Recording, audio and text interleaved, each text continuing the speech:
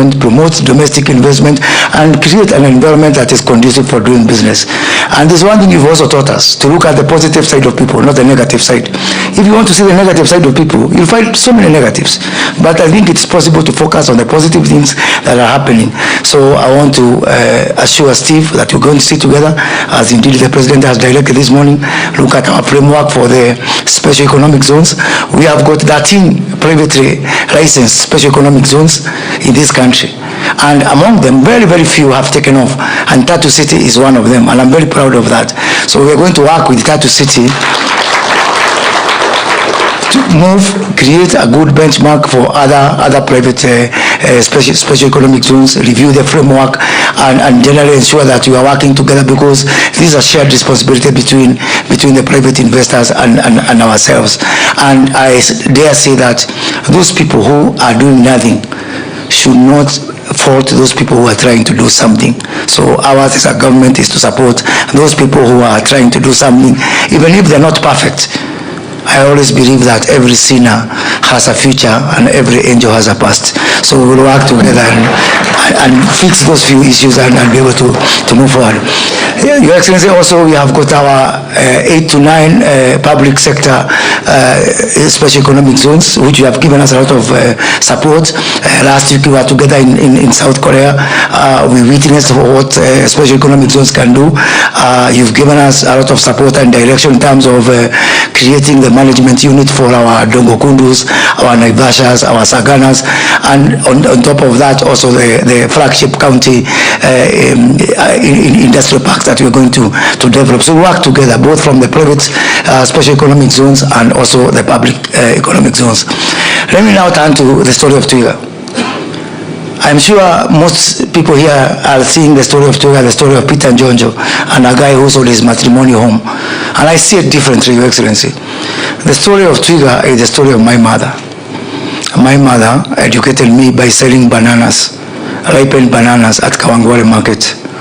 And she could go all over Uganda and Sagana and Kirinyaga in Kisii to look for bananas.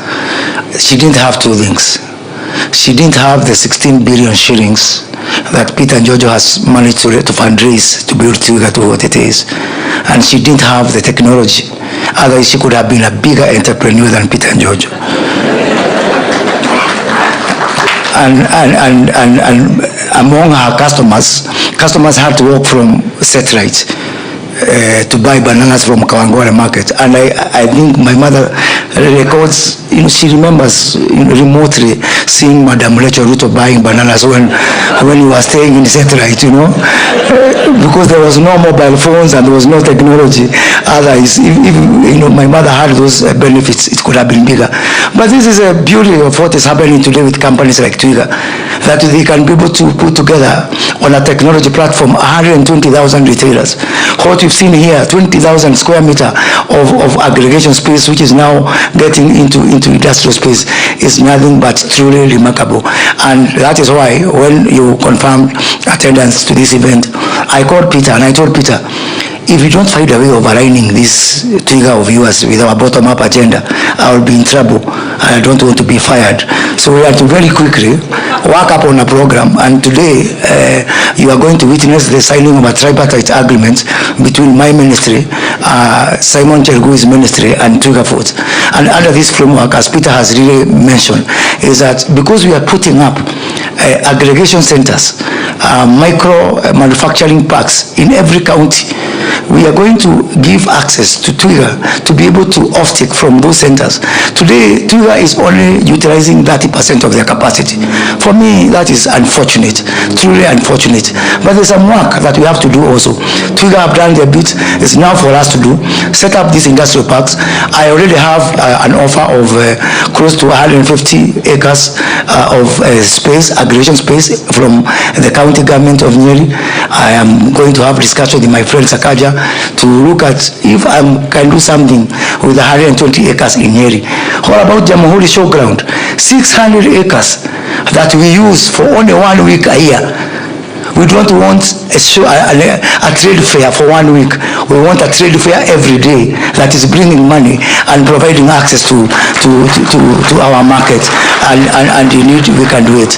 So other than that, we discussed about the access to the Hustler Fund. Today, I'm told that TWIGA gives 3 days credit to the retailers, and after that day, the retailers can be able to access credit at the rate of 1% per day. And using the Hustler Fund, that story will be converted from 365% per annum to 8% under the Hustler Fund. The biggest transformation that our country will ever get. And the bigger story is that the Hustler Fund has a space for everyone. Like we started M-Pesa like a joke. Today everybody is struggling to find their space within M-Pesa. I look forward, within only 1 year, everybody will be saying, I am Hustler Fund compliant, because they will have something to do the Hustler Fund.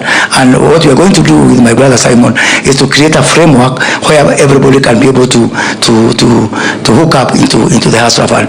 Finally, Your Excellency, we have agreed with the Peter that the aggregation centers which you are supporting us, the export aggregation centers in Uganda, in DRC, in South Africa, in Dubai, in the US, in South Korea, where we were last week, that we can be able to use our technology-driven distributors like TWIGA, like Market Force and others, to be able to help us in expanding our exports and creating a last mile infrastructure for being able to drive the Kenyan product. So all these things is because we are a government that is welcoming to investors, that is willing to work with private sector under the public-private partnership.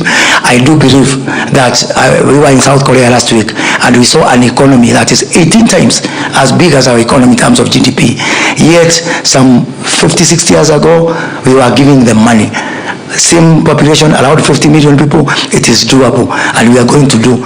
In doing this, we are going to have some division of labor. What you have shown us is to focus on work. We are focusing on work. There are some other Kenyans who left to also make some noise, and they're also our people. So we just have to divide this work. We'll keep the focus, we'll keep working, and others will have to do what they are good at. So with those few remarks, may I ask that we be upstanding as we welcome the President of the Republic of Kenya, Dr. William Samoei Ruto, to make the remarks.